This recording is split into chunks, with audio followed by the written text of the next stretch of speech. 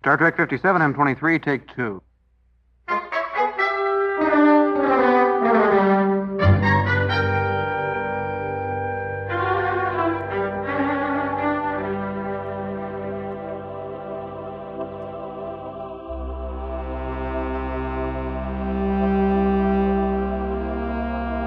It's the It's Got Star Trek podcast.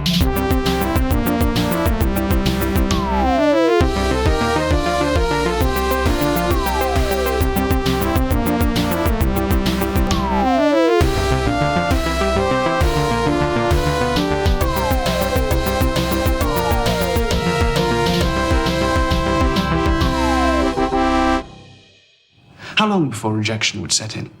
3, maybe 4 days. Then someone like Duran Belar, an unstable personality with violent tendencies, should have rejected a symbiont within a matter of days, yet that didn't happen, did it? According to our information, he was joined to the Dax symbiont for 6 months.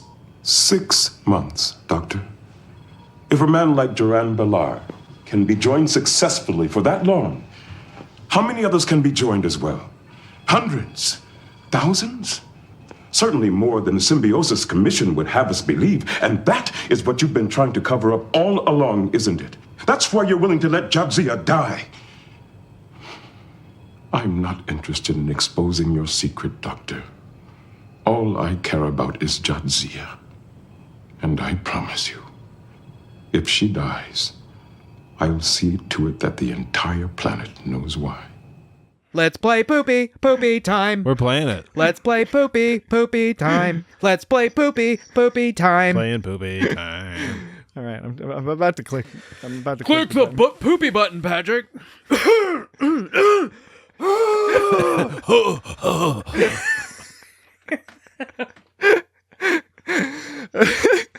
Okay, I'm gonna go ahead and push the Let's button. get it started. Why? I don't think anyone's. Why? No one's gonna hear what was just going on. Why? It's on the Patreon. Well, we'll see about that. Why? The Woim. The We'll Woim voice. listen to it for Jesse's our shushing own, me. The Woim voice. Jesse, why you shushing me when I'm gotta- doing the Was Woim I voice? shushing? We gotta do the entire Why are you podcast. with the shushing me Woim I when think I'm- my teeth just when started I'm, hissing. when I'm doing the Woim I voice. don't think I was It's shushing. time for Jesse. the Woim voice. Well, I'm doing the Woim voice. Doing an episode about Woims. Jesse, why are you shushing me when I'm? Space Nine. Why are you shushing me when I'm doing the Woim It's voice? next to the Woim Jesse, hole. why are you shushing me when I'm doing the Woim voice? I don't remember. She had a Woim in her belly. Jesse. A Woim in her belly. Jesse, Dan. why you? That's the Woim voice. Jesse, why are you shushing me while I'm doing the Woim voice? I don't remember how to do the Woim voice. It's just the Woim voice. I got worms in my face. I got worms in my face. Oh no!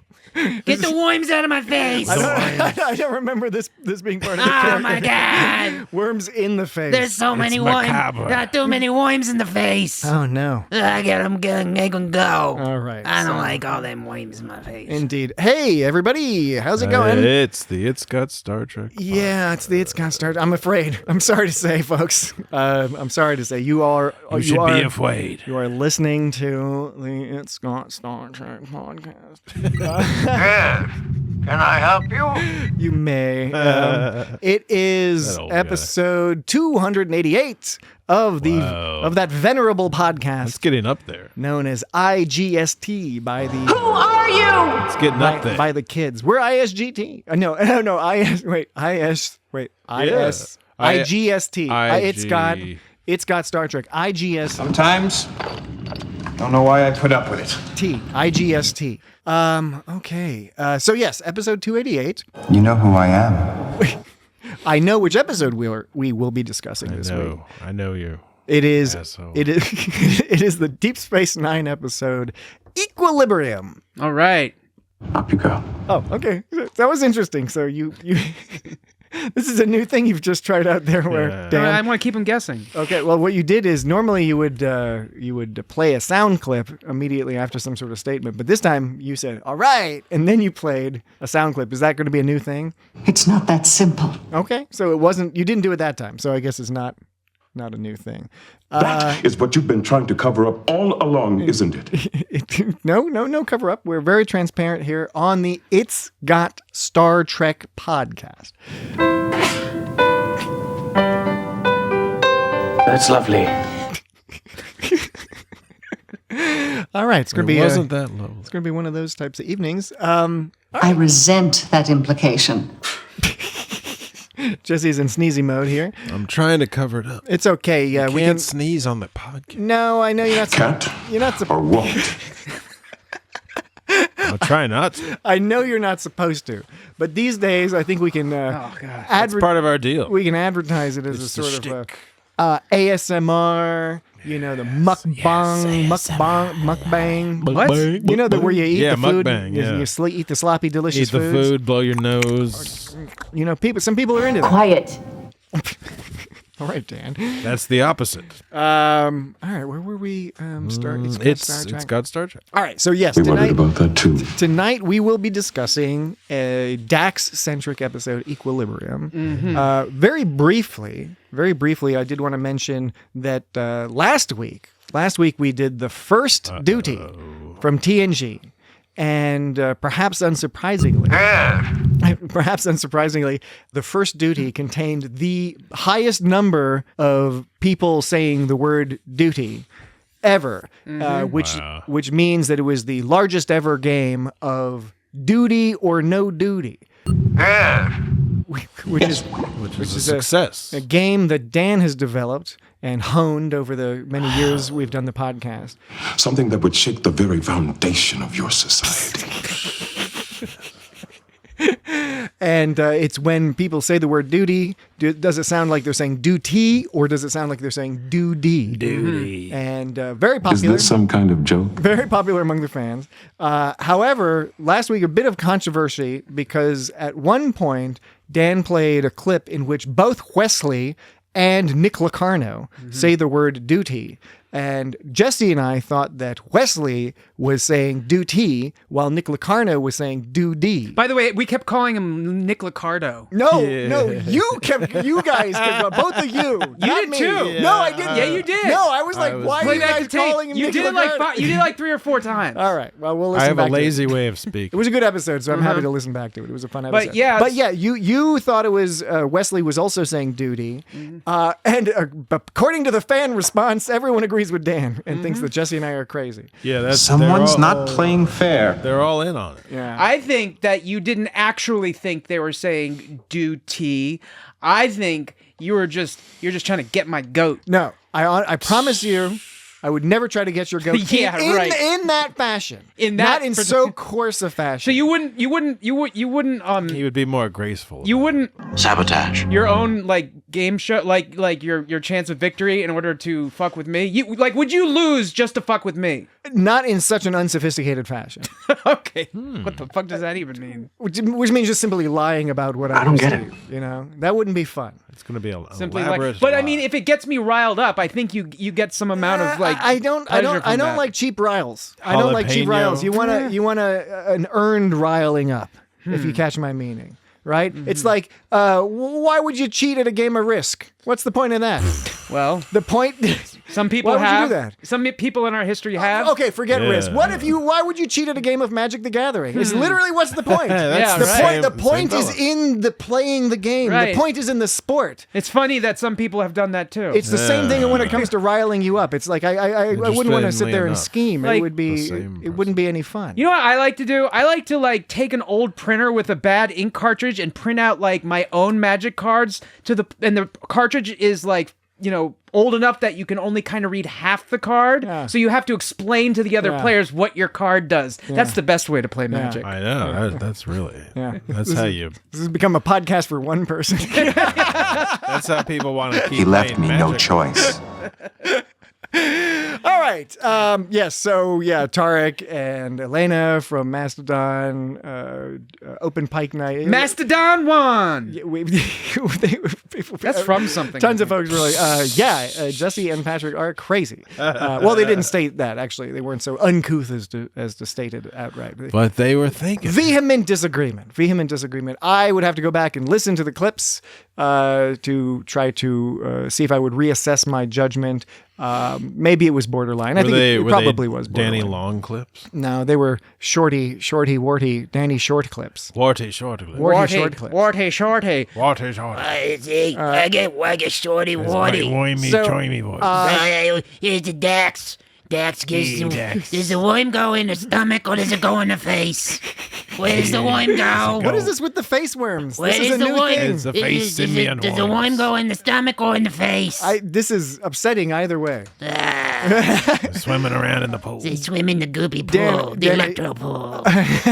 We'll get to the electro pool. The electro pool. It's just swimming around. It's all goopy. I have a couple questions for you, Dan. The first, which I don't want you to answer yet, but be prepared to answer, is what, if any, Dan features do we have tonight? In other words, the aforementioned duty or no duty, or any that's in orders, or any lists, that sort of thing. Am I allowed to answer? You told me I can't answer. Well, hold that for a second because the other question. Well, no, this is another question. Okay, you prepare your answer for that.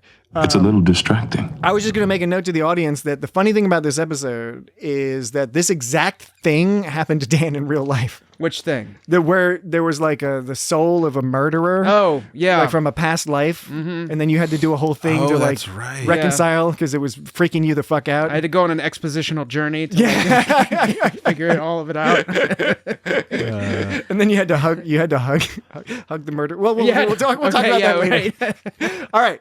Are there any lists, duty or no duties, that's in orders, or other miscellaneous Dan activities? Well, Dan-tivities. at the very last minute, I produced what was originally not a list, and I added numbers to it. Okay. And What was it before? really? Before it was a list, what was it? Just sort of a small collection? It was a summary of points, which is not quite a list somehow. But was it a bulleted list of summarizing some points? No, it was kind of like summary of a progression. It's like a progression, a summary of a progression. Okay. I know it sounds like a list, but it wasn't. But you said it became a list. It became a list. I think that's why it became a list, because it was already on the road to being a list. Okay. But it wasn't a list. So what I'm trying to say is that it's not perfect. It wasn't intended to be a list, so it's not perfectly formulated to be a list, and it might be a little janky as a list. Okay. But it's still I added the numbers last second, and it's just Is like it the it's jankliest? I named it. It's called Dan's minimally edited list that didn't start out as a list with numbers and title haphazardly added at the last minute. Okay. That's Now, the list. This opens up a lot of questions. I'm worried about you. No, I'm getting it. I'm getting what Dan's saying. I think that there's a little lack of context that will probably be resolved once we hear this list, for lack of a better term. But I think it's time we found out it does more make about me realize that we've never had a proper discussion about your criteria for what makes a list versus some other group of different points. Well, often different items. Often lists. I don't ever go. bulleted list. I don't usually go into it intending to make a list. What I do is I take notes and I start to see a theme among certain notes. It's organic. Like as throughout the episode, and then what I'll often do is go back and I'll cut and paste and edit and modify them down to make them list friendly. This one I didn't do this. This one I just straight up added numbers. Sounds and like spots. a perfectly reasonable Now- and organic process. Yes. Now, here's the thing: is I did that with this list because I was like, oh no, I didn't have any lists this week, and I know I don't need a list every week. I know that. You don't need a list. I don't need a list every week, but I did. Come on. But I did see these, and I was like, I could probably make that a list. But here's the problem: I looked down, and I actually did have a prepared list already called Weird Dax. Seems like Weird Dax. Yeah. All right. So I don't know. We don't have to. Once again, if you don't want to do them, it's fine. No, But, like, you've got two lists. I've got two lists. And what was the one of them called? The one that wasn't a list and then became a list? Dan's minimally edited list that didn't start out as a list with numbers and title haphazardly added at the last minute. Yeah. It makes me think. It's not as pithy, but it makes me think about that movie. You know, the Englishman who went up a hill and came down a mountain. You know that movie? You heard of that movie? Are you I've talking heard about of that that movie, yeah. Sisyphus guy who's pushing that rock? No. This is not a Sisyphean movie of some sort. This is a. But what if it did? Don't worry about it. It's about whales. It's a clever little independent film from way back when. People can enjoy it. Yeah, actually, if they like. Probably quite old at this point. I think it is quite as are we. Yes, indeed. We've lived quite. many Time years. just keeps marching on. Mm-hmm. All right, so Get your hands off of me. Got a couple lists. No duty or no duties. No duties. All right. This Well, episode. it's good for us to take a break this week, given the sheer amount of duty or no duties last week. There was a big stinking pile of duties last week, and the resulting controversy or no duties or controversy. Controversy. Indeed. Controversy. Controversy.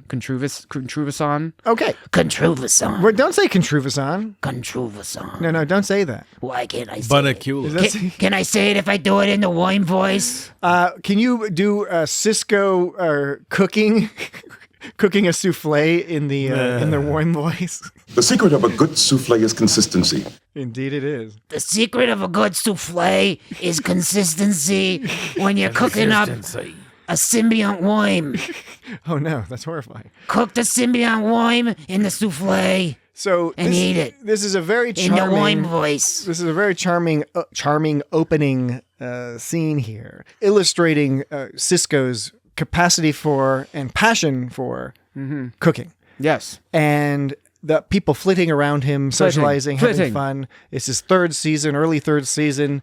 It's exciting. This is exciting stuff going on here. They're having a good time. Odo's like all awkwardly stirring that. I think this is like probably the silliest. Yeah, I'm sorry. I didn't mean to interrupt you. No. Odo, this is probably the silly. It was on, continuing what you were saying.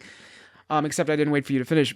This is he's nodding his head. He's like, I know you didn't wait for me to finish, motherfucker. I just got so excited. Dan got very excited, Jesse. I think this is the silliest I've ever seen Odo. Yeah, when he was stirring that fucking pot. He was all like hunched over and into it, and like, you know, he was like, he was moving the bowl like around the spoon. Right. Because he's an alien. I know, right? Yeah, first he does it first by moving the bowl. Then he does this weird like swaying dance, and then at the end he's all hunched over, like doing this weird concentrating on it, like. Well, and that's because Kira said he looked cute, and so he redoubled his efforts at stirring. I just think you look so cute. And then he starts stirring all fast. Yeah. That means that's sexy. When he stirs fast, it means it's sexy. Well, I didn't take it like that. I just thought he was trying to demonstrate his physical prowess. No, because he did it faster. He was like, doing it slow. He's like, yeah, look, I'm doing a good job. Yeah, I'm doing a good job. You think it's cute if I do it like this? It's going to be even cuter if I do it even faster. Oh my God. I don't eat food. Okay, so here's the thing. Here's what I hope I'm not boring you. Here's what that scene reminded me of Odo all looming over Cisco's shoulder, like looking at it. I was like, that reminds me of like when I'm cooking eggs and Jesse's all like looking over my shoulder. And he's going because Jesse does not like eggs. That's what Natalie said. Yeah, yeah. So like when Natalie said what? That it's like when I'm looming over somebody in the kitchen. And you go like this. You go. Yeah. It's like, what you doing? So there? Jesse is not a fan of eggs, but he enjoys the process of watching people cook and sometimes even watching people enjoy those eggs. I see. It's an interesting visual. Well, indeed it is. Hey, you can hear Odo slurping in this. I see. Isn't that kind of weird? That's not him slurping. That's the mixing. It's slurping the bowl. Okay. It's just you got my hopes up. No, I thought it was Odo being all like. He got some of his changeling juice in the bowl, and he was actually stirring his changeling juice around. You know that would. It was. That would be something he was I'd using his bucket. I'd be concerned about. He got his bucket.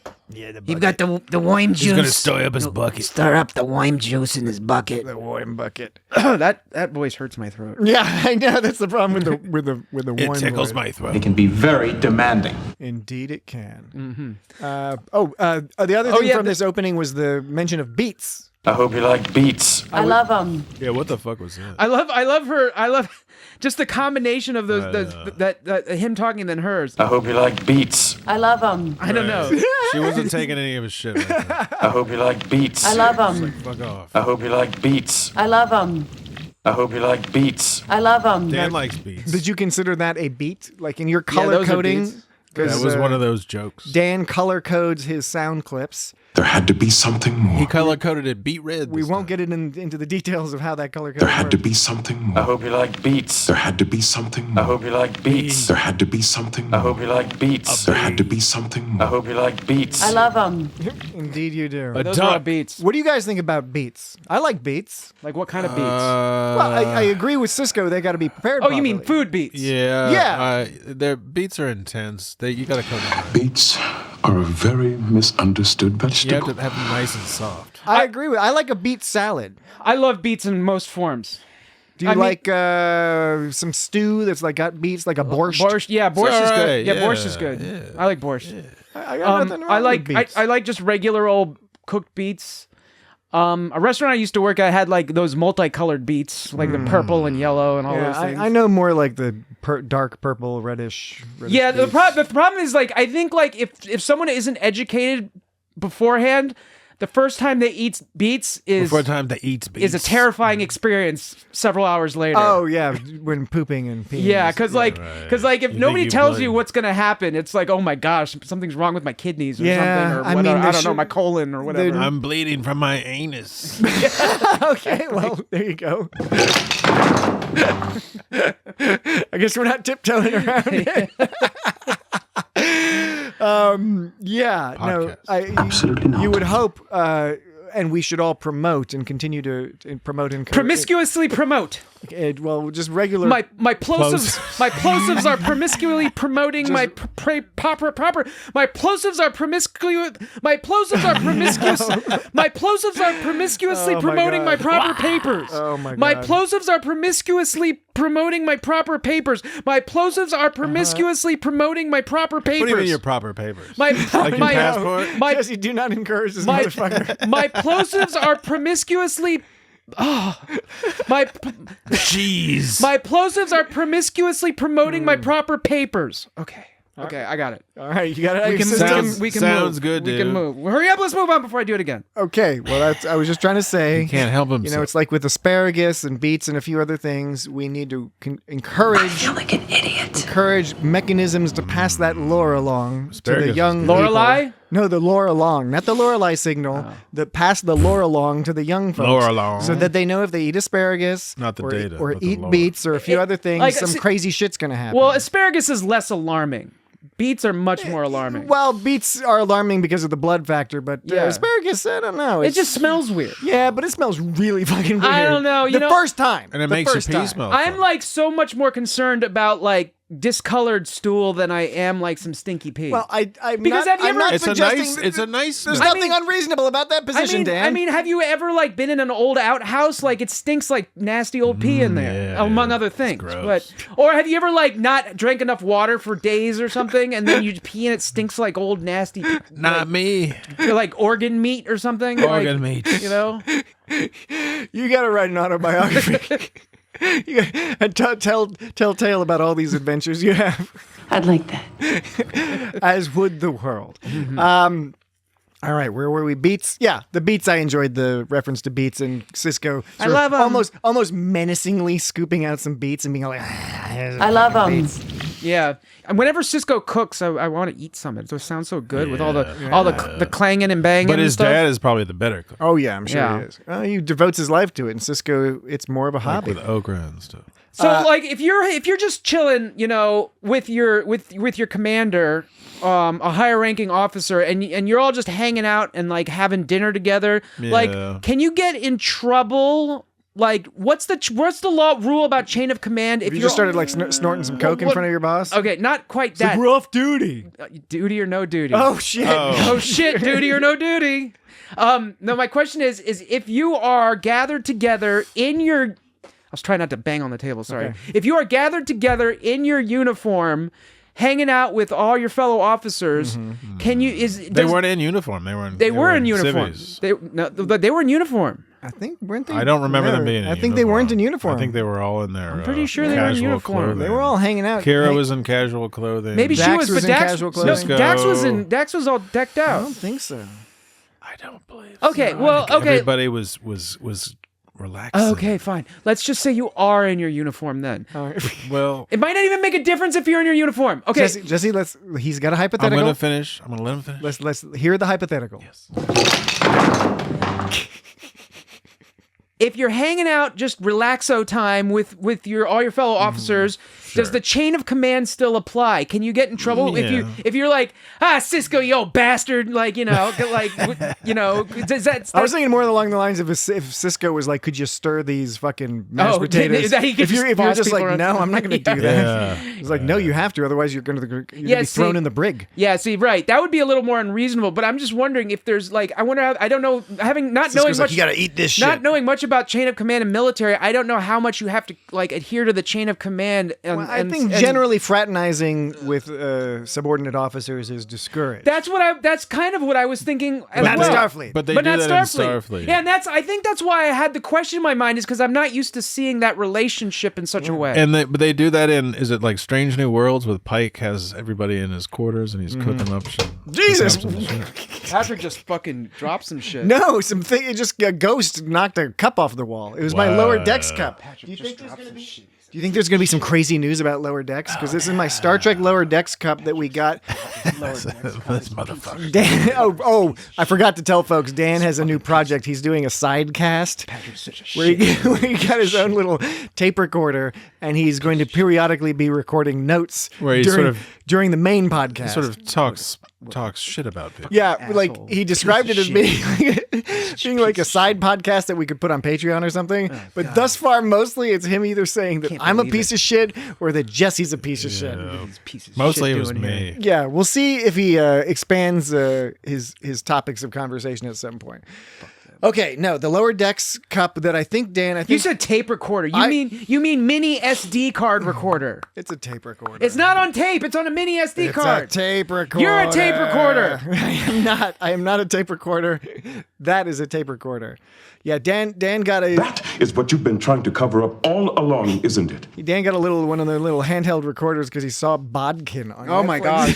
Patrick is on this kick now where he's like trying to offend me with something ridiculous and silly. I'm saying I saw a show. You're doing that because you saw it on an obscure Netflix show. It's not that obscure. I don't think Bodkin is that obscure. I think it's kind of obscure. I bet it doesn't get a second season. Well, I hope it does. It may not. I hope it does. But it was charming. I liked it. And you got that guy. It was about a podcaster, and he had that little doodad. He probably didn't like. You have the same fucking thing, except yours is bigger. No, I have a Tascam DR40 and a Tascam DR40. Yeah, but I'm saying point is we all have the same style of thing. Mine is like the cheapest version. You have a nicer, more expensive version. I got two of them. And so, yeah, you have two of them. And I'm saying he had his shit was in the same family as all of our shits. And I'm saying his wasn't tiny and cheap like mine. Kind of shit. His was a little bigger. His was bigger. So saying that I'm using it because of Bodkin, I might as well say that you use it because of Bodkin. I don't think it was bigger. I think it was the identical one. But we'll look it up. You're just saying that. You're just saying that. I'm just saying what I think. You're just saying that. Well, we'll look it up. We'll look it up offline. Maybe we'll do that during the break. We'll look up if he's going to show you if the Bodkin Netflix behind the scenes documentary shows which of the little doodads they had there. One of those. Sometimes. Don't know why I put up with it. Creepy tunes. Creepy tunes. Well, I guess the tune is not that creepy, but it's made more creepy because of the context. It's like a lame TV show theme. Oh yeah. Or like some kind of music from a Chinese restaurant or something. Yeah, I could see that. Music. It's like some like lead out music for future music. Human music. Oh, this one is not. This one's kind of cool. Oh, this is like mixed with DS9 normal music. It's kind of cool.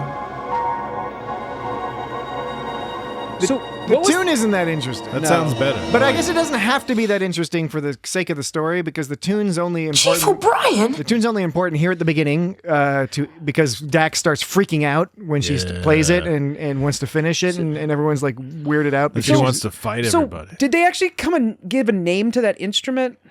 Yeah, no. what was that? It was like some weird perverted. Banana. It was a banana. It was some weird perverted synthesizer piano. I know. It was Jake didn't learn how to use it, and Cisco gave him a dirty look. So if it was some weird, like it was a piano, a synthesizer. It was a tiny little piano. But it was all weird, curved. But it was all weird looking. Now it was like a batleth shape. Now why was it all weird looking? Was it because this is the future? Was it supposed to be an alien piano? Of course. Okay. It's an alien piano from the future. If it was some kind of weird alien instrument, you'd think it wouldn't sound just like a synthesized piano. Yeah. What you would think? I know. Heaven forfend. Was this what? Jesus Fafoon. Yeah, 1995, 96. I forget exactly when this episode aired. Speaking of Jake Sisko, black and red fish with cream spinach and sautéed beets.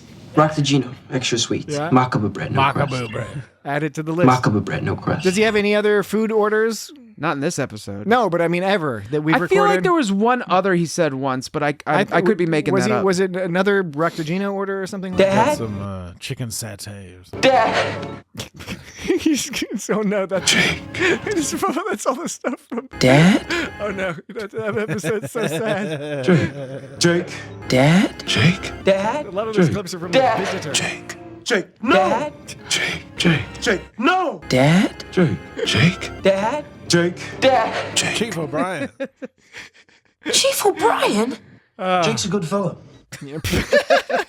Hologram? Hologram. You're not just saying that. We did it. Okay. Black and red fish with cream spinach and sauteed beets. Yo, That sounds good, man. Yeah, we got to go to break in a second, but just wanted to finish up any Black and thoughts. we lost the jib and port mainsail. Black and white feet. Well, In this, Hammock time. yo, Hammock time. yo. that's the episode Explorers. Bractagino, extra sweet. Macabre talk- bread, no crust. talking about Equilibrium, Dan.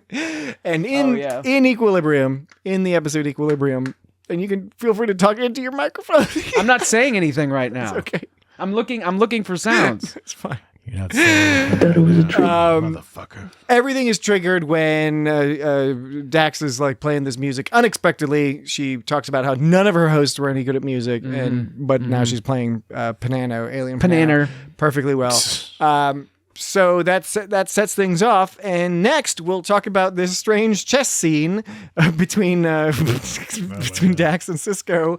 Musical ability often runs in families. But yeah, we will talk about all of this and more on episode 288 of IGST when we come right back. I'm serious. Leave. Hello, we're back. Come in. Good. You have to be careful not to overwhip it. A bit of an awkward Over return with there. it. Bit of an awkward return, but that's okay. No, it wasn't. It was. Come in. It was no, not your sound clip. My Your word. sound. Oh yeah, you were I really was- offered. I didn't know what you were doing. That fucked me up. Okay. To sell I didn't know what being a was piece going of shit again. All right, Dan's sidecast coming up. Yeah. So we haven't really talked too much about like what this episode's. Oh, I wanted to mention though, this was like one of the weirder fades into the opening music, because usually like before they go from the teaser or the cold open into the music, it's some kind of like Right, but it just kind of yeah. faded out. It was like it just it was faded. Like dinner's ready. Yeah, right. And like she was it was like dinner's ready, but she was too distracted by like the music to go to dinner. Yeah, and that was right. like Freaking out. That was like the whole opening. It was all quiet and eerie. Maybe she didn't actually eat dinner. That's why she was so grumpy later on. You're probably right. The next day, Quiet. I mean, I presume it's the next day, we see Dax and Cisco playing chess in his office. And this is peculiar because I don't think we've ever seen them play chess before or after. I don't think we've seen Cisco play chess or Dax. I think chess has just not been a thing on DS9, particularly, especially not just regular old chess. Don't play innocent with me, Benjamin. So it looks weird because it's not something that the characters do regularly, but the way the scene is structured, it seems to suggest that this is like a thing they do all the time in order to demonstrate that Dax is behaving weirdly. So you decided to make an illegal move to get my attention. But we don't ever see them play chess regularly, so we get that she's acting crazy. Or We both know you're trying to cheat me I here. should say she's acting strangely, but that's one. So of the, why don't you just admit it? That's one of the reasons why this is weird. And why weren't they playing 3D chess? Exactly. That's the other thing. I was like, why isn't it? This is Star Trek. They should all be playing 3D Maybe chess. that was only multi-level chess. Maybe that was only in vogue like a century. No, they totally had it on DS9 in the background. Well, I mean, or Cisco whatever. is also into baseball, so maybe he likes those old Yeah. school, what we consider contemporary games. They should have been playing that Sure. Alan Moraine game. Yeah, that's Yeah, right. That's definitely right. Absolutely not. Alan Moraine, bing bang bang, Alan Moraine, sang sang bang. Is that what they say? Yeah. That's exactly what they say. Now, the Dax, that is not good. Dax acting Not good at all. out of character. We later retroactively. Well, this is understand. This is getting to the territory of the weird Dax list. Good. Then we'll get to then we can. This is a good point for the list. I was just going to comment that we understand this is related to her having this other personality that's sort of emerging for expositional reasons. But it was kind of awkward, I thought, that she was acting really out of character, and it took a while before they were all like, okay, you got to go to the doctor. Yeah. Right. And I get it. You're not necessarily going to jump to the conclusion that somebody needs medical attention, but certainly in the world of Star Trek, where people have fairly consistent personalities other than Captain Janeway, then you're like, okay, something's seriously wrong with my one of my top officers and closest friends, who is accusing me of cheating and throwing a chessboard over. So it was just a little funny to me that we know a guy that likes to knock the pieces off a risk board. That's a different fellow. Yeah, it's a different fellow. That's not the same person who likes to cheat at risk. He just likes to when he's losing, just wreck the game. Yeah, exactly. Who is that? Well, we'll tell you at the break. You'll figure it out before then. How will I figure it out? Don't worry, Dan. You'll figure it out. I love this. This is a podcast for that explains two things. people now. No, okay. So yeah, her personality went off the rails, and eventually they're like, okay, we got something's wrong with Dax. She tried to fight Kira. Yes, you would have thought. They would have thought something was wrong with her before that. I mean, they did, but I don't know. I'm not trying to be overly critical because I do like this episode. Just that, that was a little odd. Now, Dan, do you think this is a good opportunity for Dax weirdness list? Yeah, the list of ways that Dax acted weird. Yeah, I think so. And is it in escalating order?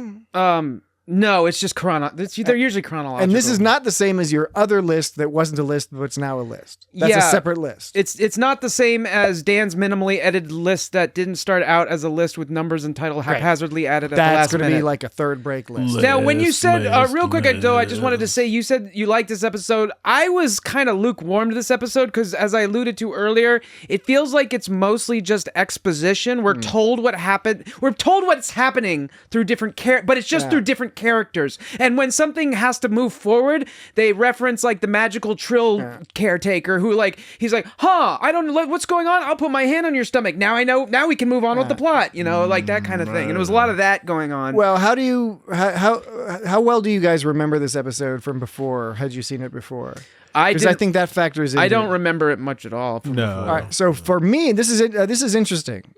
I'm fascinated by this actually because I also felt lukewarm about the episode, but for me, I thought my lukewarmth was from your pee. No, not at all. Do me a favor. Try. I thought my lukewarm response was because I knew the twist ending. I knew the resolution to the plot.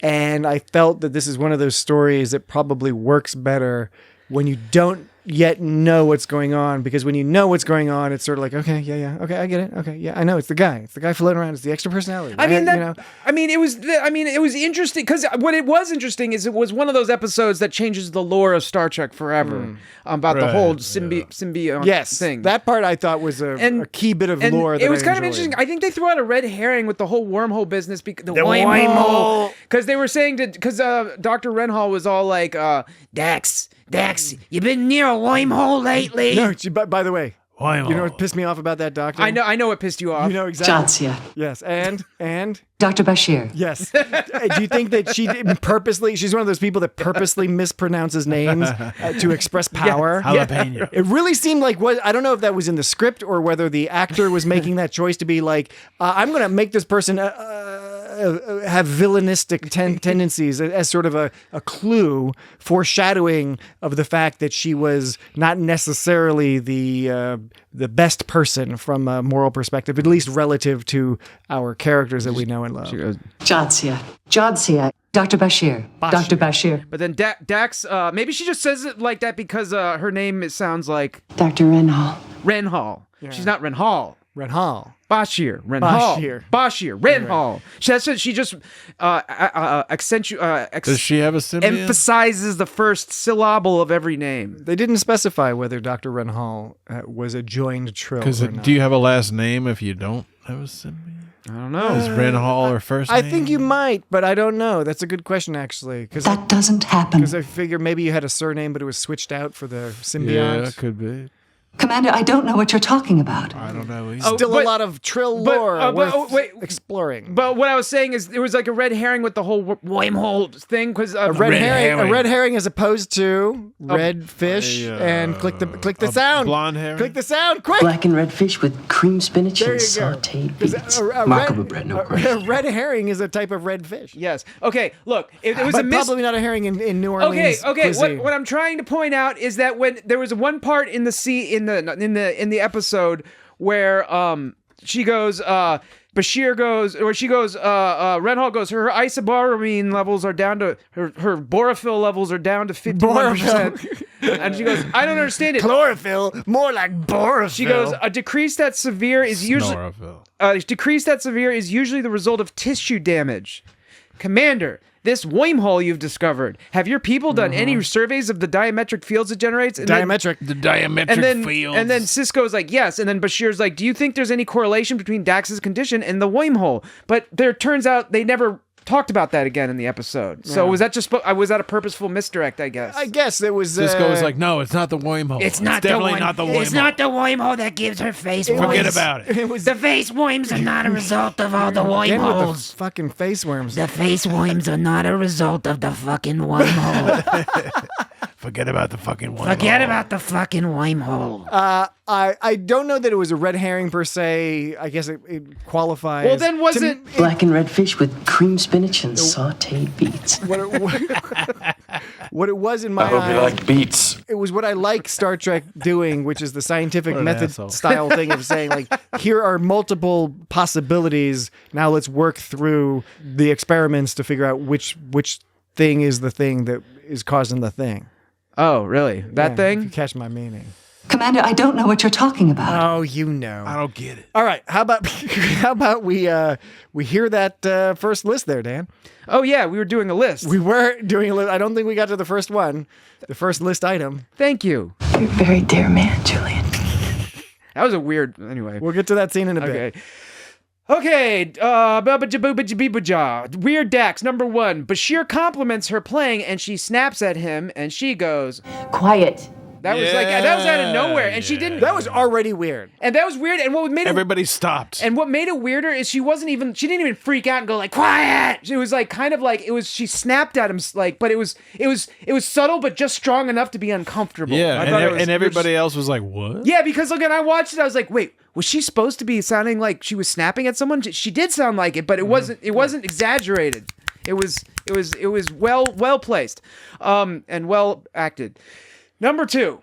Then she starts getting all frustrated trying to remember the song to the point of obsession. She doesn't even come to dinner, which is the point they cut to the opening theme. She everyone went to dinner, and then everyone went to dinner, and they all went to dinner. You mean like to the table? To the table, and she was sitting there. And what did they eat? And Black and red fish with cream spinach and sauteed beets. Mark of bread, no crunch.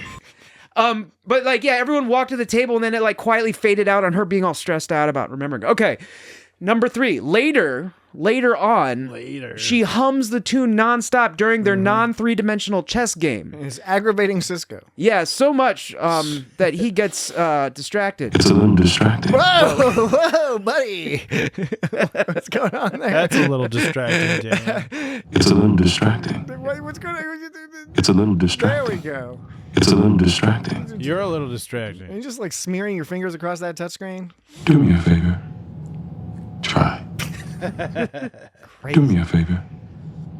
Try. That's where you need the Vic Fontaine saying crazy. Crazy. Crazy. Crazy. That was crazy. That's crazy. Hey, I'm Vic Fontaine. It's crazy. I'm a lipo. Hey, I'm Vic Fontaine. I you know do what digital heroin. You know, whoa. That guy died or something. You're crazy about the broad, but you're afraid to do anything about it. Don't you have him just saying crazy? theory. Hey, crazy. Yeah, there you go. That's a pretty good one. It's just a crazy idea.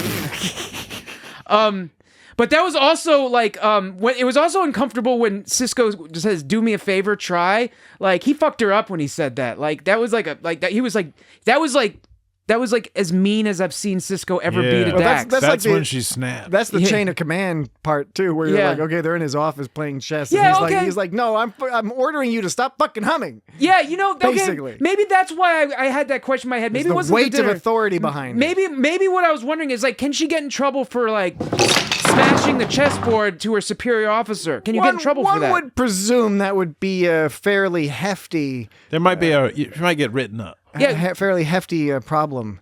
But I mean, it's your leisure time, you know? Yeah, in the boss's office. Yeah, but it's still leisure time. I mean, you can't be playing chess while you're on duty. I mean, she's just a lieutenant. He's a commander. Like, they shouldn't be playing games. Yeah, well, at least not while they're on duty, right? Right? So if they're not they were in uniform. They were in uniform. Right, that must have been what I was thinking about earlier, is that scene, not the dinner scene. Yeah, it was about that scene. They were totally in uniform. Maybe they were trying to evoke the scene of Death playing chess with the main character in that black and white movie. That famous movie. Seventh Seal. The Seventh Seal, yeah. Or Max von Sydow. Yeah, or Bill and Ted's Bogus Journey. Yeah. Same movie. Yeah. You're damn right. Station. Damn right. Yeah, there we go. There we go. That was good. Good stuff. Yeah, it was well done. Anyways, yeah. So it seems like she could get in trouble for that, even though. But if it's leisure time, I don't know. Anyways, which list item was that? That was number 3.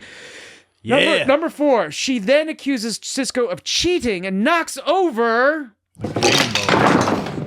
the chess game. Mm-hmm. And no, actually having this list. I've written the list. Can someone get in trouble for insulting their superior officer when they're just hanging out playing a game? So that's what it's from. I have that written down on the list. Everyone, you can write in at feedback@itsgotstartrek.com. I know we have people in various militaries around the world, U.S. military, Australian military, Australian Navy, so the question North is, Korean military. So the question is, do you think Dax could get in trouble for calling her superior officer a cheater and then smashing the chessboard? I said Oh yes, that's the question of the audience. Yes. Yes. Feedback at itsgotstartrek.com. Let us know what would happen if you overthrew a board game with your superior officer, and talked in your Woim voice. No, not the Woim voice. Tell us what board game you'd be most likely playing. Shoots and Ladders. Stratego. Could be a game of life. Or Mensch ärgere dich nicht in the German Navy, maybe? German Navy. Sorry. I shouldn't laugh at that. That's not nice. All right. Next list item. Oh man, my computer went all wacky. Hold on. Okay, number 5. Then Kira tries to help Dax, and Dax gets all super mean to her. Yeah. He accuses her of taking Cisco's side. Then she tells her to leave. She was ready to sock her one. And then Dax is like, fuck this, and goes. Yeah. And Kira grabs her, and Dax basically threatens to beat her ass. Right. And Kira looks... There's so many, like, most of it, this is the silliest I've seen. That was the smartest thing you've done since you got here. This is the silliest I've seen Odo be. This is the meanest I've seen a Cisco be to Dax, and this is the most shocked I've ever seen Kira look. No, she's just like, you're talking to me like this? Yeah, right, no. I could bite you, dude. Kira's like, I'm a fucking I've blown up Cardassians. Yeah, and then Dax basically calls her a dumb shit when Kira takes her hands off Dax, and she's like, "That's the first thing." Right. That was great. That's the first thing you've done since you got here. That's the I was first. like, I can't believe it. That's the first smart thing you've done since you got here, Woim face. 6. Remember, this is a weird Dax list, not just how many just an points angry. do we have? Yeah, Dan did not give us a preview of how many points. 10. We're almost there. So remember, this is a weird Dax list, not just an angry Dax list. So number 6, she starts hallucinating weird mask people, which I wasn't real clear on that. After the list is done, I want to talk about the hallucinations. Okay, 7. Now this wasn't. I don't know if they meant for her to look like this in the scene, but the way I interpreted this scene, when she was in Bashir's room, she almost seemed kid-like in the way she was like, the way she was like interested in what he was reading. Oh yeah, she's like that was weird. Yeah, she's like, oh, anything I'd be interested in. That was weird, and she wanted to bunk up with him. Yeah, maybe it's just because I'm not used to seeing. Can I sleep in your room? Maybe it's just because I'm not used to seeing her all chummy in her bedtime clothes or something. Oh, by the way, her pajamas way more practical than T'Pol. Oh, yeah, I know, it's kind of absurd. Because earlier in the show, Bashir's all trying to be like, hey baby, hey baby, hey baby, and she's like, listen, dude. Some of that is played into this scene here where it was almost, they didn't go there, but it was almost like Bashir was wrestling with, should I take advantage of Dax because she seems all vulnerable? Look, she's asleep already. I don't, obviously, I don't think that they were going in that direction, but there was an undercurrent of us knowing that Bashir has a crush on which Dax. kind of made it weird when he's like, "You want to sleep and you can spend the night if you want," but it didn't feel creepy. But you know why it didn't feel creepy? Because Bashir's pajamas are stupid. Maybe that's what it was. He's like the silliest fucking pajamas. Right. So the thing is logically, or I don't know, like it didn't feel creepy, but also at the same time, like knowing Bashir and his history with her kind of made it creepy. It was like simultaneously creepy and like not creepy. It's gonna take some effort to get his dick out of that thing. No, I was thinking more along the lines of nothing sexual would ever happen to a man dressed in those pajamas. Same difference. But it neutralizes any sort of sexual tension. But then I think his pajamas had shoulder pads. And they did. She was all talking about being in the shit with Bashir, like when she was in the Trill world. She's talking about being in the shit. Shits. Yeah, like I spent 3 years as a Trill initiate. like that part. Yeah. And then later, Yolad said something similar. They could have met when my brother went off to become an initiate. Yola. An initiate. Being in the He was using the worm wine voice. talking about being in the shit. Yeah. Initiate. Because they were saying in the shit. Initiate. So audience at home. Feedback. I spent 3 years as a Trill initiate. Dan's just staring at me. So if his voice is not quite fully on microphone, it's because he's staring directly at me and keeps saying Dax is talking about being in the shit. She was in the shit. I spent 3 years as a Trill initiate. In the shit. For our younger listeners, being in the shit was a common phrase, I believe, popularized during the Vietnam War. Yeah, Perhaps earlier, but certainly, I think it came into the public in the consciousness jungle. in the United States anyway, during and after the Vietnam War. I spent 3 years as a Trill initiate. Dan I didn't know they could say those words on DS9. It's from the movie Rushmore. Okay, you know what? I'm a little late to this party here. I'm just now getting the joke that Dan was making. I wasn't getting the joke earlier. you really? Are you serious? I totally wasn't getting the joke earlier. Now I'm getting the joke. Wait, are you fucking with me? great. I'm not fucking with you. I just thought you were being peculiar. You know, sometimes Dan is. Sometimes Dan is. Oh, that is not good. Not good at all. Sometimes the style of comedy. Is Yeah, to be like, it is. I'm gonna be peculiar Dan today. It's peculiar. It's me, peculiar Dan, and I was enjoying it. I was appreciating the humor from the peculiar Dan. And when you talked about being in the shit, you didn't put it together with what Dax was saying. Go ahead and play the. That's hilarious. This is the greatest. I still don't believe that you actually didn't know what I was talking about. I thought you were I thought you were dead facing me. Even I got it. No, maybe you should. I thought you were no selling it. No, maybe you should comment on that on your on the Dan Glaubitz sidecast. On the sidecast? On the sidecast. Can't believe this guy fucked it up. Fucking piece of shit Patrick didn't get when I was talking about made Dax talk about shit on the podcast. He didn't get it. Even though he said shit. He said shit. He didn't put it together. Oh, that reminds me, by the way, when we were leaving going to the first break, I mentioned that we would look up on the during the break what recorder was used in the Netflix program Bodkin. I did search, and unfortunately, it's not. This discussion has been had a lot, but nobody's come to a conclusion. What it is? Damn, dude. And no people from the show. So. If somebody in our audience happens to be a production person, a behind-the-scenes person on the Netflix show Bodkin, likely. I think it's quite likely. I bet dollars to donuts. We have plenty of listeners in Ireland that happen to be production assistants. Well, that I don't on know. Fucking. That's what's part of the fucking question. But it's plausible. It's not. I don't think it's that plausible that somebody who listens to this show happened to have worked on Bodkin. It's plausible that a fan either in LA or in Ireland worked on Bodkin and also not only worked on Bodkin but has intimate knowledge of the props and knows which hand recorder I think you give this was utilized. I think you give this podcast too much credit for. I have an optimistic viewpoint. It's an evergreen podcast too. Maybe we'll find the answer 2 years down the line. For the record, mine is a Zoom H1N. I found like the cheapest one I could on eBay. Isn't that a bird flu? H1N? Oh no, that's H1N1. Yeah. So this is almost a bird. You got a fucking bird flu recorder. It has an 1/8 inch line out and an 1/8 inch line in. And it can record on mini SD cards up to 32 gigabytes. These Tascam DR40s have XLR. Well, yeah, I know 40's yours. nuts. I know yours is much better than mine, but I purposely wanted a piece of shit. It's not a piece of shit. I'm just saying. I like the audio quality. It's quality's not bad. I want something that like I don't mind carrying around and hucking about that I don't have to worry about fucking it up. Sign up for our Patreon, and if you're lucky, you might get access can, to like, Dan's sidecast. Record your little song ideas. Yeah, well, like, the I've got balls in my mouth. Yeah, right. Yeah, that song, I think. Dan was singing that song before the podcast. Yeah, for a long time. I've got duty in my butt. I didn't say that. But it's a sequel. That's an older song. That's an older sequel song, I think. Oh, it's a prequel song. It's out of my butt. No, the reason I bought this, I told you guys off the podcast, was that I want to like hook it up. I want to output from my synthesizer direct line into the. Hook it up.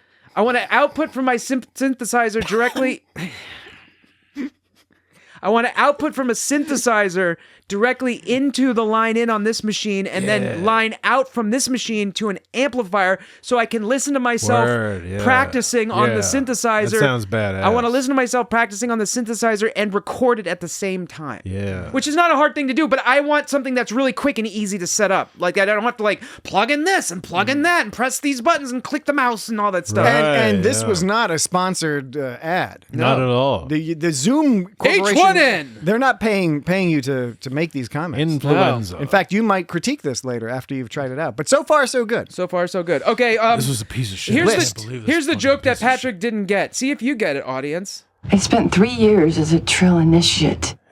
You see, now In I this get shit. it. Now I get it. See, and he said it too. They could have met when my brother went off to become an initiate. That one's not as quite as good as this one. I spent 3 years as a trill initiate. In this shit. Yeah, no, now I get it, and I'm delighted. Well done. That you've discovered that. Your tendency towards the blue humor. Well, I think the fact that you benefited us here. The fact that you didn't get it really speaks towards my poor delivery. I'll say it's my fault. I wouldn't say that. Oh, I wouldn't say that. You're too kind. Okay, you're too kind. You're too kind. You're too kind. Okay. You're too kind. Listen, you guys. You guys are too kind. Next list item.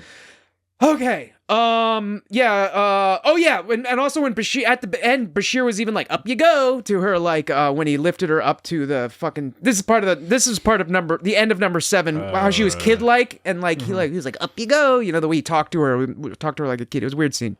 Number 8. Totally. This is a conversation between Dax, Cisco, and Bashir. Dax goes, "I don't know why we came back here when I could be taking you on a tour of the Tanaran ice cliffs." Cisco's like, "You're not taking us anywhere, Dax." Bashir goes, "You're going straight to your quarters to rest." And Dax is like, "But..." And then Bashir goes, "No buts, doctor's orders." And then Dax goes, "But I cannot sleep in the afternoon." It's another scene where she's kind of acting like a kid. Like she's acting like a kid who doesn't want to eat her vegetables. Right, you know? and they're like, just close your eyes. Yeah, he goes, just lie down, close your eyes, and try not to think. And that works for me. Yeah, exactly, Cisco. And then she looks at them all harumphingly and like walks off. Like that's like I said, it's like a kid doesn't want to eat their Brussels sprouts or whatever. She should have kicked them in the ball. Real quick, because it applies to Dax taking a nap here, but also to the bunk scene in Bashir's quarters. No. Why don't they have any blankets? Because that's how they do it in the future. Man. It's upsetting. It's perfectly comfortable. Yeah, maybe. I need to have I'm a duvet person. I need a duvet. Even in the summer, I'll crank up the. I like a little sheet. Don't mix up your duvet with your bidet. No, that's not the kind of thing that's going to happen. You guys never know. Sort of conceptually. You never know. I bet that they don't have blankets because they squirt my duvet up my butt.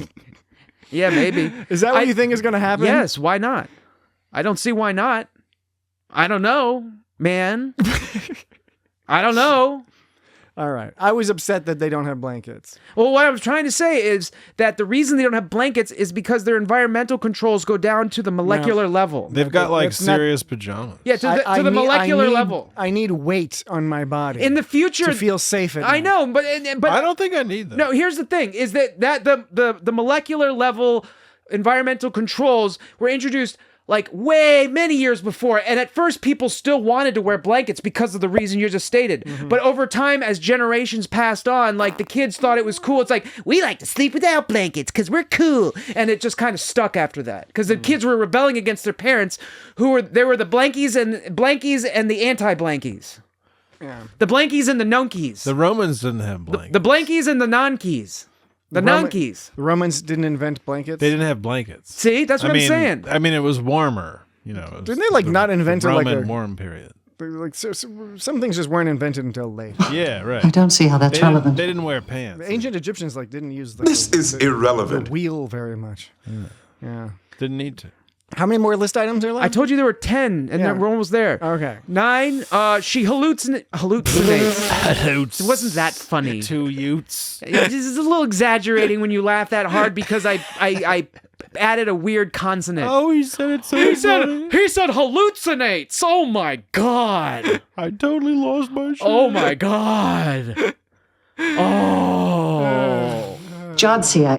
She hallucinates again and starts fighting invisible people and almost punches Bashir out. Number 10. She sees a picture of Duran Balar, who wrote the tune. Duran Balar. And she hallucinates more masked people and then faints. Yeah. That was my list of weird The guy facts. that played that guy was also like a magician. In real life, he's a magician. Yeah. I have it marked down that he looks like an AI monster. Yeah, totally. There's something weird about the not the actor himself, but the way they did him up, the makeup with those masks. I wasn't clear why they were wearing masks, and I wasn't clear why that one guy had a mask over the other mask. Like he took off the mask and had another mask. Oh yeah, It was just it was like a hat. It was like a hat on a hat. It just seemed like it was trying to be like creepy for the sake of being creepy. Or was there supposed to be some kind of metaphor? Meta mask? Was there supposed to be some kind of meaning behind the mask or something? The mask would have made more sense Is when it- she was took he off wearing the a mask. was It was just kind of creepy It should have been weird. like Darth Vader take off the mask, and then it's Luke Skywalker. It should have been Jadzia looking I back know. at herself. That's what I was. That's what I was hoping. But then it wasn't, so it was just was like, it, oh, okay. was it just the mask because it's like we didn't know who it was? Was that supposed to be? It's like, who is it? We don't know. They got a mask, and we. I liked it because it was creepy. And then when he pulled off the mask and had another mask, it was like, oh, we're gonna find out who he is. No, she still can't find who out the dude living in her own head is. I guess that's what it was, but it was just it wasn't. See, I like the one better where the peptide cake or whatever, the cellular peptide. Hell yeah, that's a I like great that one better. That dream sequence? Because that was just a straight up dream, and it was meant. The purpose was to be goofy All right. because it was a creepy dream. Well, you know what time it is? Time for you to poop in my butt. No, it's time to take a break. But That was crass. I'm sorry, I didn't mean to be so crass. I like that. That's what you consider crass. That's what you consider Anyway, crass. we'll conclude our discussion of the dream sequences and of the show, the episode in its entirety, when we return from the break, which will be right after I say we'll be right back. We will. I'll see you in the morning. Ah, damn it! No. Deal with it, motherfucker. You said I'll be right back. Yeah, I know. I thought you were that. I understand. I understand. Here, I'm going to say we'll be right back, and then you can play the sound. Okay? Is it like on 3? 1, 2, 3, go? We'll be right back. I'll see you in the morning. There we go. Sweet dreams.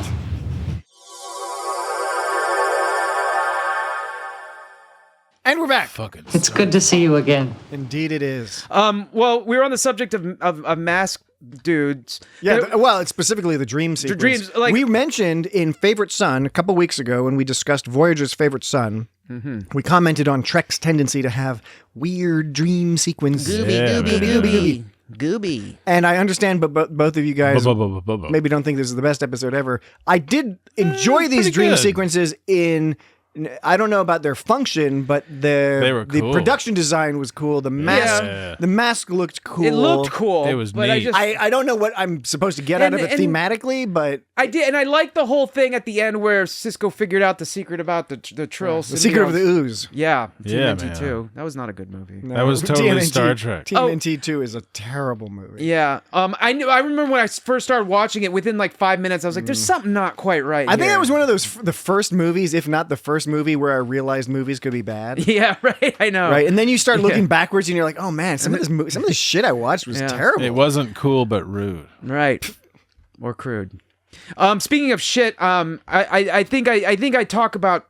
I have too much potty humor. I need to cut back on the potty humor. Really? I don't think think you I have think too you much got potty it. humor? Talk about too much doo doo in the butt. It's like it's just like. Well, where else would the doo-doo be? I mean, people. That's where it people- comes from, Sometimes dude. people are eating sandwiches while they listen to this podcast. Probably Really? not a good idea. People just sitting around eating sandwiches, Yeah, listening with to podcasts. and like the lettuce and the tomato and the mayonnaise is all falling out the end as they're Mayonnaise. eting it. You know. Oh, my goodness. You know, like the Jesse doesn't like mayonnaise. You know, either. like he doesn't a- like eggs. He doesn't like mayonnaise. You know, like a big construction worker. I don't like You know, like a big big like construction worker who's all eating a giant sandwich where all the food debris is falling out of his mouth in the back of the sandwich. Yeah. Why is it gotta be a construction worker? And it's like pulling out the back of a sandwich. He's a classist. I think Dan's doing some class warfare. That's just what the cartoons tell you. Well, yeah, cartoons are neoliberal, imperialistic propaganda machines. I see. Not all of them, but some of them. You know, trying to generate inter-class warfare to distract us from the people who are truly ripping us off. You guys are both The people with the White Woim voice.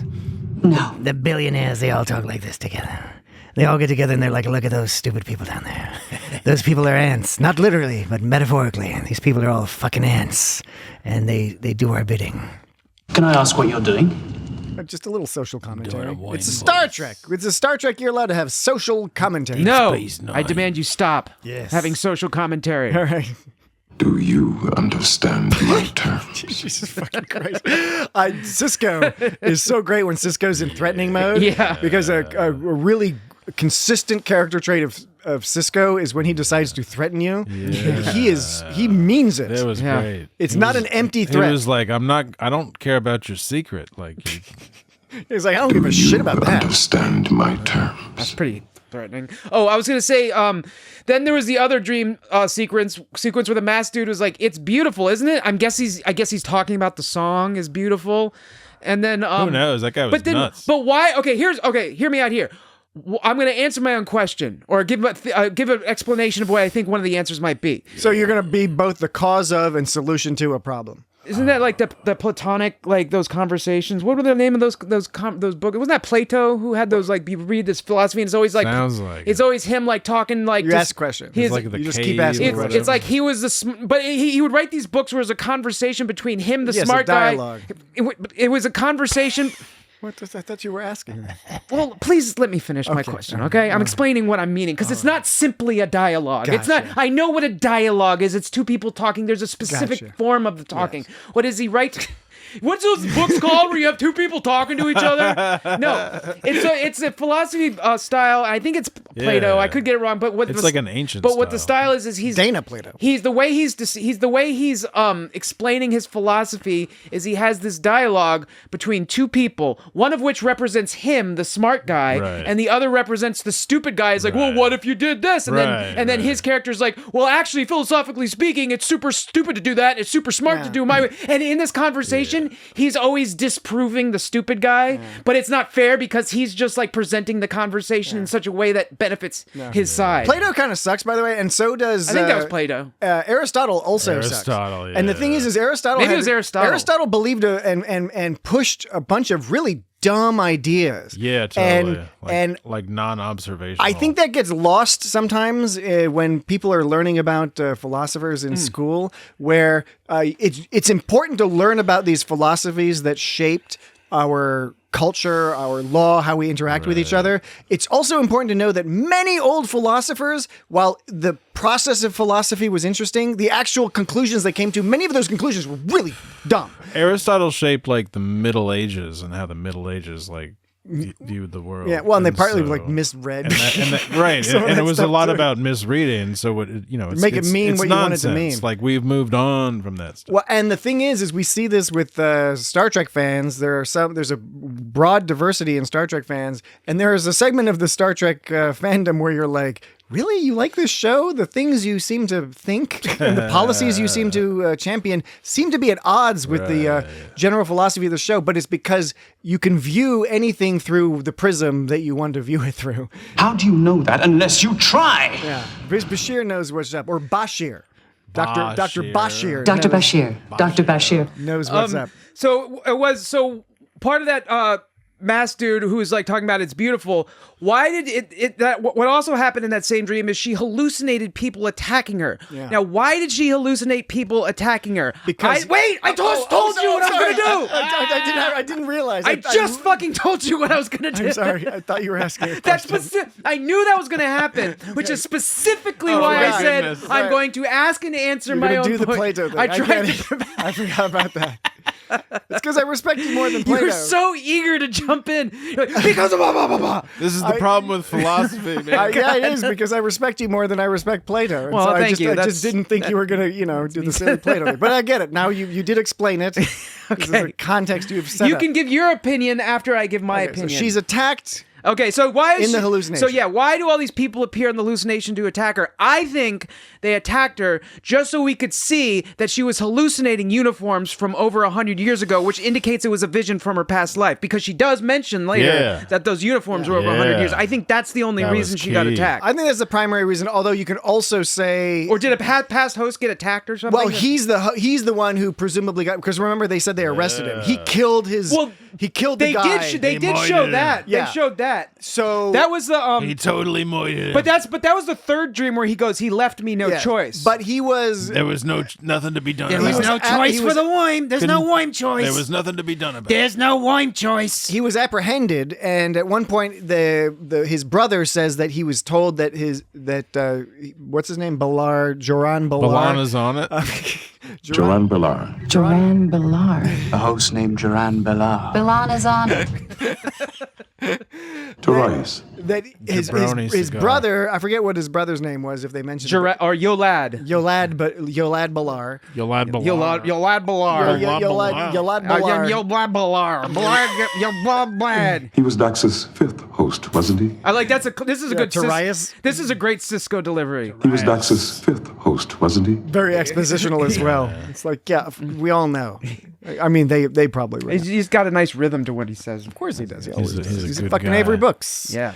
But his brother says that he was told that Joran was killed while trying to escape. Mm-hmm. So he murdered the guy, then tried to escape, and then he was killed. Now, we don't know Stabbed him. 100% exactly what happened. We know he murdered a guy. Stabbed him in the head. But so at some point, presumably some guards were grabbing at him. So that might have been a memory. The hallucination was a memory of being attacked by the guards and possibly murdered. It was all kind of a little forced, but yeah, I agree. But we're stepping into the territory of Dan's minimally edited list that didn't start out as a list with numbers and title right. haphazardly added at the last let's minute. go for it. How many bullet points on this list? 12.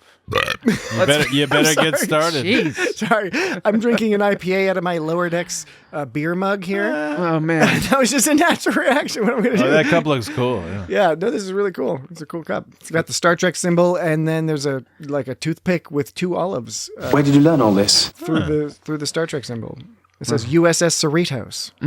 It's a pint glass style, good old pint glass. Is this some kind of joke? No, I'm quite serious. That's what they use on the That doesn't happen. No, it does. It's a lovely gift. It's a etched glass that says USS Cerritos with a cool logo on it. We wondered about that too. Well, all right. Well, wonder no longer. I just think you look so cute. Thanks, I appreciate that, Dan. While we're at Beginner's luck. Jesse has selected, as per his habit, he selected the Deep Space Nine Scotch tumbler. Or whiskey tumbler. Oh, yeah. So Dan, He left me no Dan choice. had gifted me these lovely tumblers. One has the TOS Enterprise, the 1701 original. One has the USS D. Enterprise D, 1701-D. One has Deep Space Nine, and one has the USS Discovery. Yeah. Whose number I forget. I 13 something? change it up depending on what we're talking No, I'm glad I did. about, or if it's somehow applicable. So that's the type of detail we pay attention to here on the It's Got Star Trek podcast, is that Jesse will drink brown liquors out of the appropriate glass for the show we are Up you discussing. go. All right. So Dan, your list. Okay, it's Thank you, Jesse. Oh, in little asterisks, I have underneath 3 asterisks on either side. It just says Torias and Joran. So I guess that's probably a better title, but I didn't intend that to be the Are title. these all about Torias and I don't Joran? know. I think it's sort of like about that whole thing. It's not just specifically them. Okay. Starting at number 1. Torias Dax was the 5th host who caused his symbiont trauma when he was injured in a shuttlecraft. Yes. Number 2.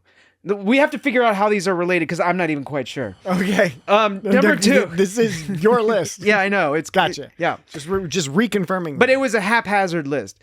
Number 2, Duran Ballar, 86 years ago, wrote that tune. He was born on Stardate 1024.7 and he died on 8615.2. That's a lot. Sounds like some fucked up radio stations. Stardates, what are you going to do? I think this pieces together like how...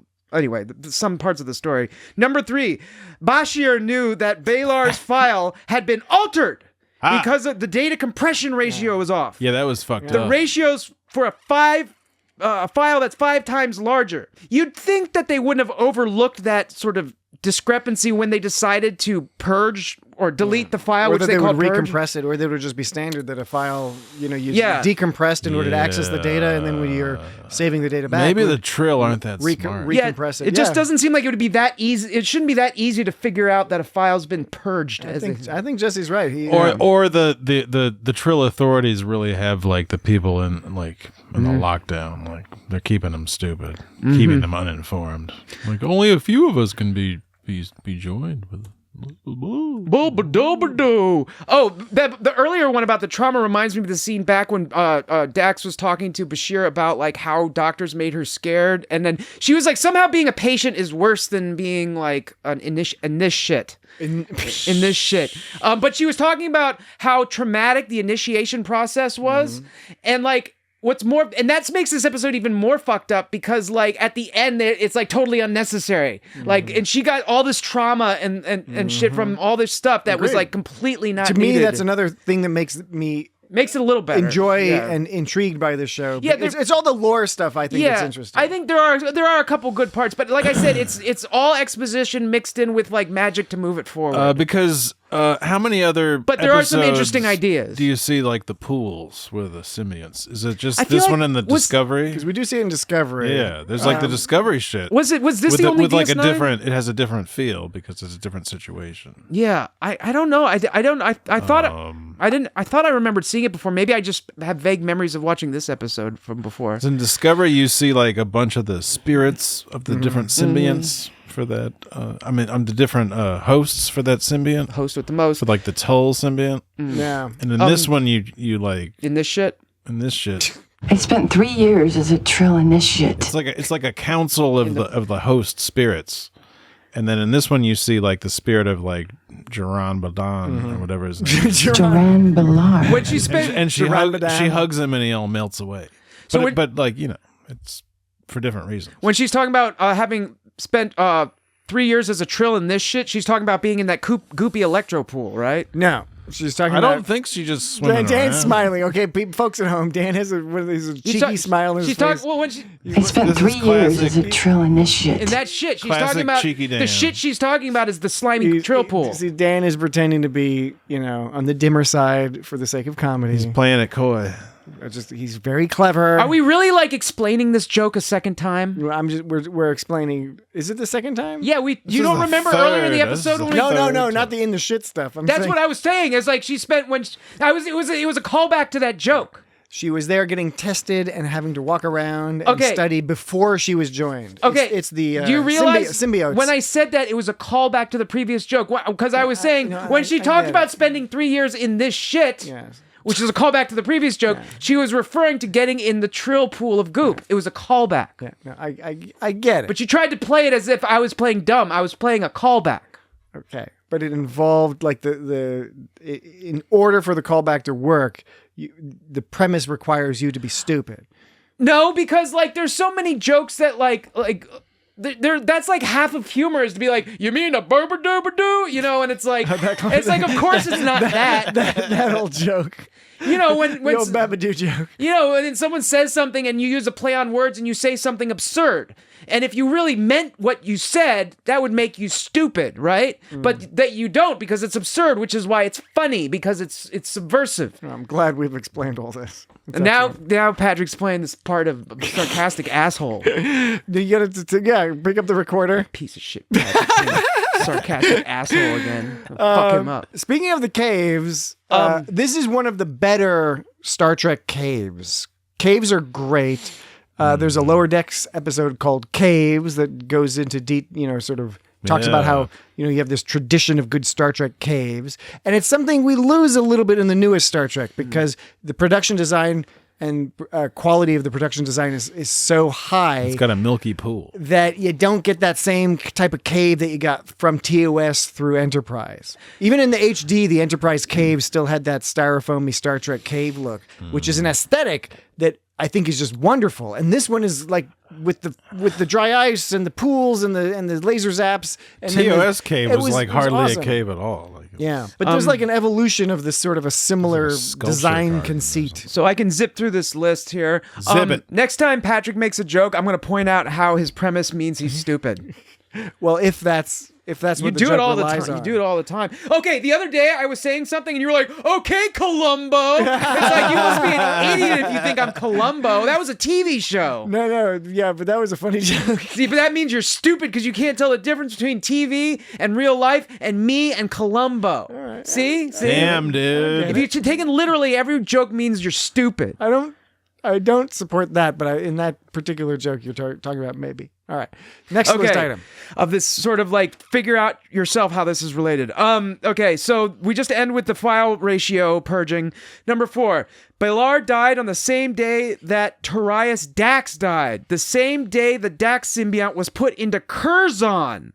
Then Cisco goes, whoever purged the main database might have missed something. I don't know why. Oh, yeah. And then he goes, yeah, they did. They missed the fact that anyone could come up and tell the files. Wait a second. I think I mixed 4 and 3. I think I should have put part of 4 in 3. Oh, man. See how haphazard this list is? Dan, you're so crazy. Okay, yeah, what I should have said was that Bashir fucked with thing, and then I should said Cisco said whoever purged the main database might have missed something, and yeah, they did miss something. They missed the fact that anyone could come up and tell the file's been fucked with by looking at its data compression ratio.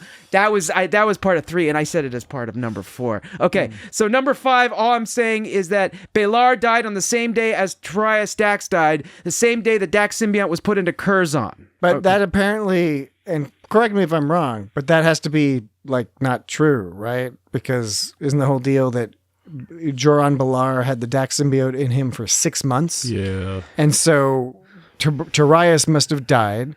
The Dax symbiont went into Jabroni Jones. Jabroni Jones. Jabroni cigar. Okay, actually, the next few points are going to speak to that. Okay. Number 6, Joran's brother is Yolad. Number 7. Dan's haphazard list. Yolad's brother died 85 years ago. Yes. How old does that make Yolad? Like 120? Wow. Presumably they're long-lived. Yeah, man. Presumably. Trill. Okay, number 8. 6 months before his brother Duran killed the doctor, the same doctor that said Duran shouldn't be a Trill, he talked to Yolad and told him he'd been joined. So he killed the doctor 6 months after being joined. 6 months after being and joined. that's what got the Woim yanked out of him, presumably. They yanked the Woim out of him. This is helpful because this was confusing to me, and it's starting to make more sense. I think that's why I made this. They put so Torias dies. They put the Woim into into Jabroni Jones. Jabroni Jones. Into that Jabroni Jones. And they do that on purpose because they're like, yeah, he's the next one in line. He's going to be fine. He's ticking along. And then his rage gets to him. And even though maybe because he's joined and has developed new confidence, his narcissistic, psychopathic tendencies are overwhelming the other personalities, but the other personalities are giving him some sort of confidence. And that makes him decide to murder the doctor. Yeah, so part of my question was, why did Duran wait 6 months after he had been joined to kill the doctor that recommended he not be joined in the first place? Perhaps opportunity. Perhaps it took him that long to build up the courage to do real it. quick, I remember all these points that all these Woim points that Cisco was like making at the end. It was like a little hard to keep track of the timeline of all this shit, which is kind of why I made this summary here that turned into a weird list. A weird list. Yeah, okay, here's the next one, number 9. Records say that when Torias died, Dax was put into Curzon. When Torias died... Dax was the previous belief. But Cisco thinks that Dax was put into Duran first, which is 6 months prior to when the doctor was killed by Duran. but they also said that Tarius and Duran died the same day. That's the lie, I think. That's where the made or up is it shit that is. was what the record said to cover it up? Exactly. They adjusted the date of death of one or both of them in order to make it make more sense. That is what you've been trying to cover up all along, isn't it? It was some Jeroni baloney.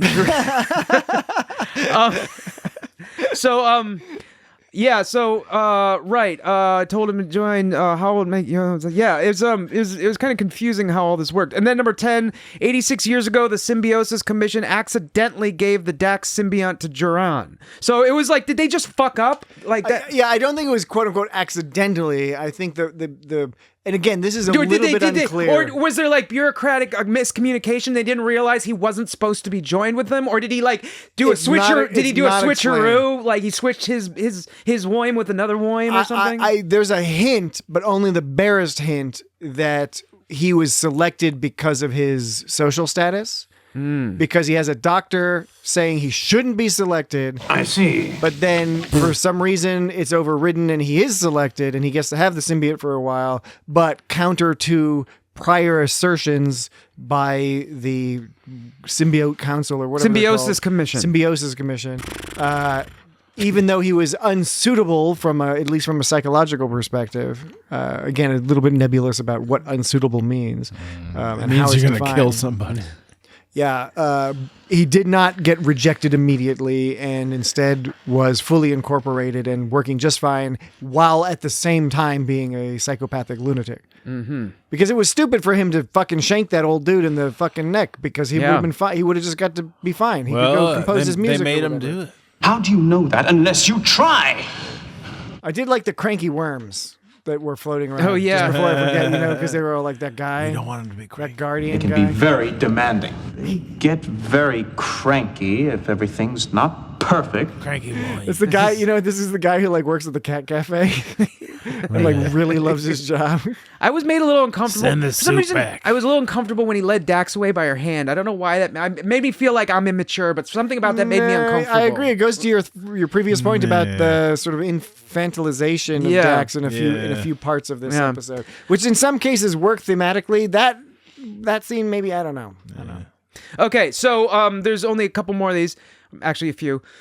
Okay, supposedly 1 in 1,000 are suitable. Yeah. 1,000. But That's what they're telling. That's a lie. But supposedly a bad match is supposed to be You're saying rejected. supposedly wrong Supposedly. on purpose because you did it twice now. Supposedly. I didn't mention it the first time, but because you did it again. So what?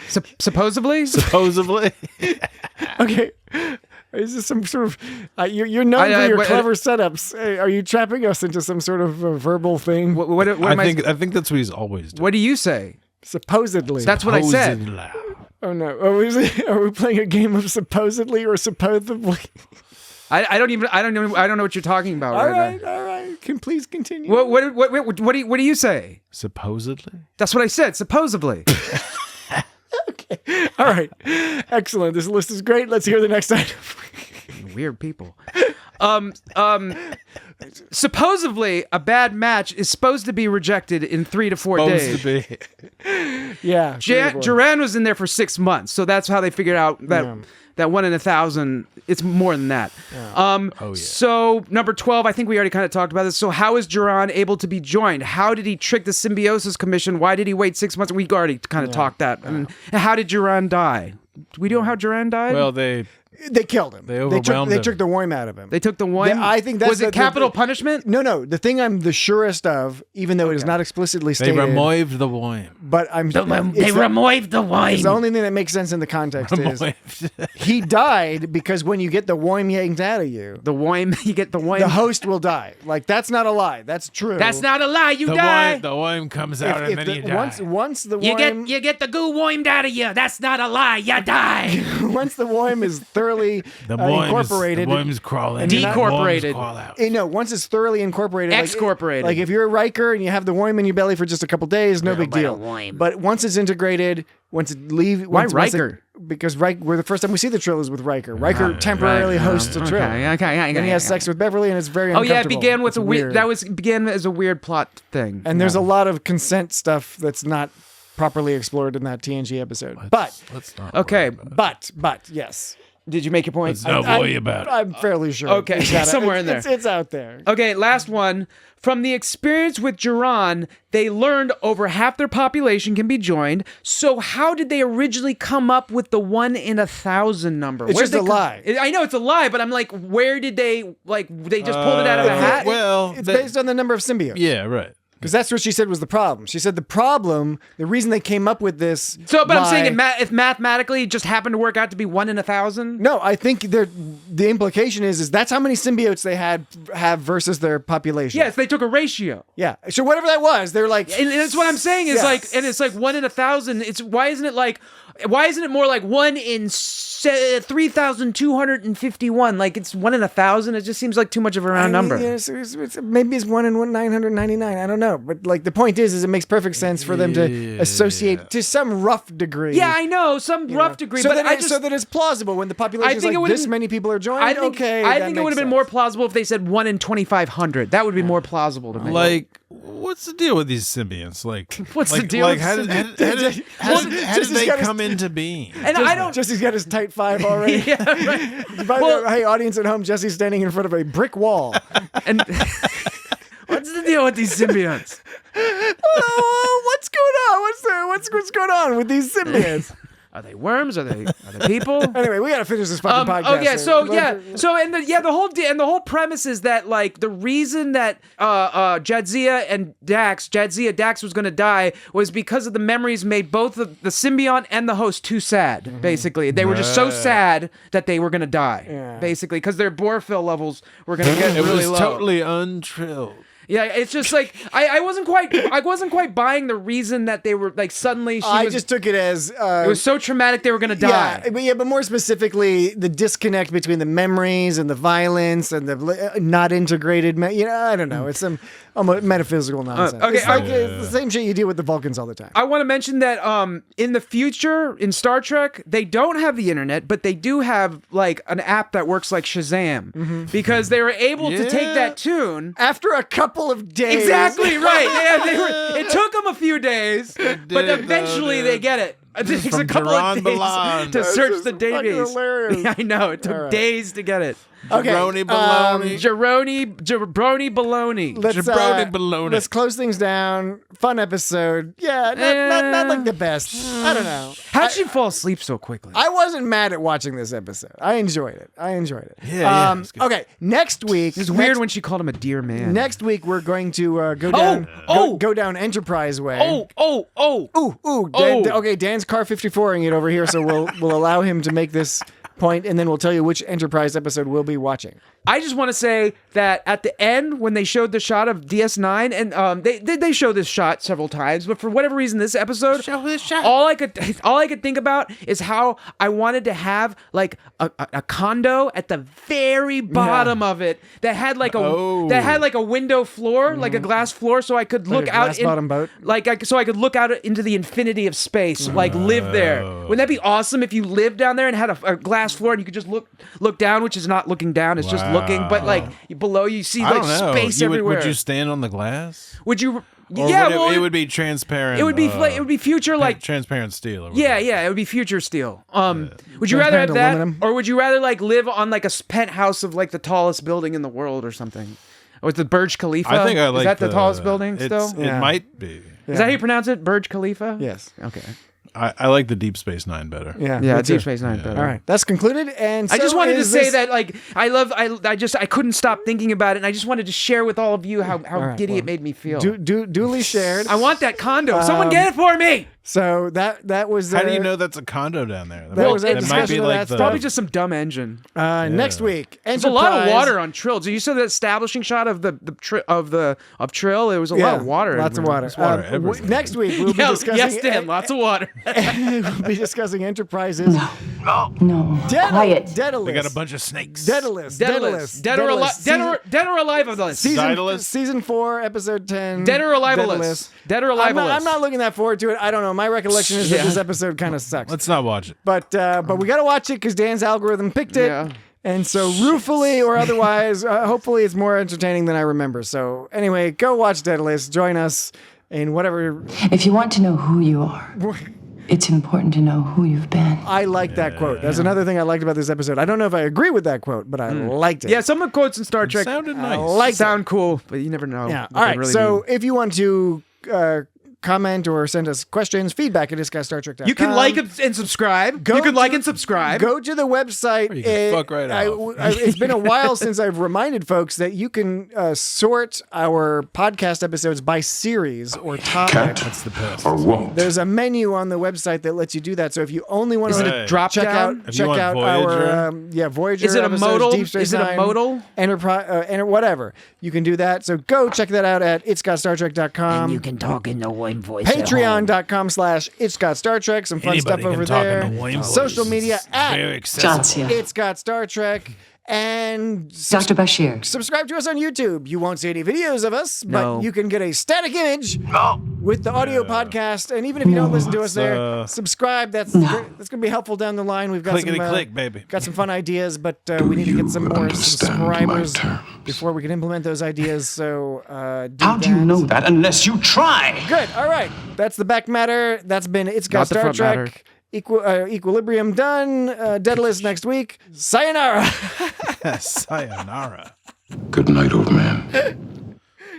What are we having? It smells delicious. Black and red fish with cream spinach and sauteed beets. Beets. You don't like beets, Doctor? Well, they're not exactly a personal favorite of mine. No. That's because you haven't had them prepared properly. Beets are a very misunderstood vegetable. Well, I look forward to understanding it better. Come in. Oh, what a day. I just spent 6 hours in one of the upper pylons trying to get the new sensor relay online. Help yourself to something. Dinner will be ready in a few minutes. Great.